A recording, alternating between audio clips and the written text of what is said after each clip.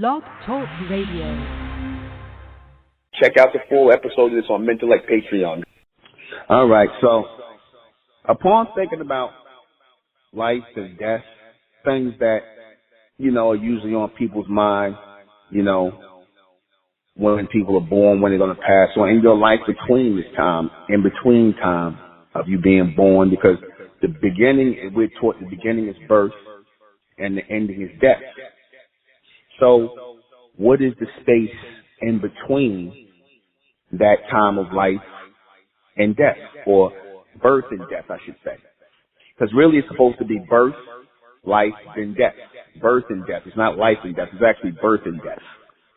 All right? It's actually birth and death. It's not technically life until you come into the world. Or when, you're born, you come into the world, that's when your life starts. I mean, you grow in the womb and things like that, but that's all you being formulated, going into, being formed and getting on the, physical attributes you're going to need before you come into the world.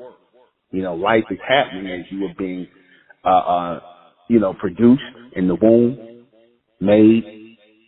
Life is being generated in the womb. Your life is being generated in the womb, but you don't start living that life until you are born. After your birth, then you start to live your life. That is your timeline. And you have that timeline, then you have that line to where there's death after you fulfilled your timeline in life. All right? And people will think that once that happens, that's the end, the power goes, because we think that the power only exists within this realm, in this space of time in which we are allotted to live our lives, and that's not true. If we are driven by power, which we are, the physical vessel doesn't drive it.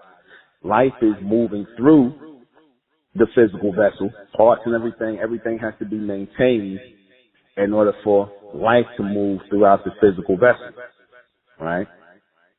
And I said this before, that your life is contingent upon your necessity in that space and that time. That's what your life is dependent upon, your necessity within that space and time, and the time you are alive. Are you necessary?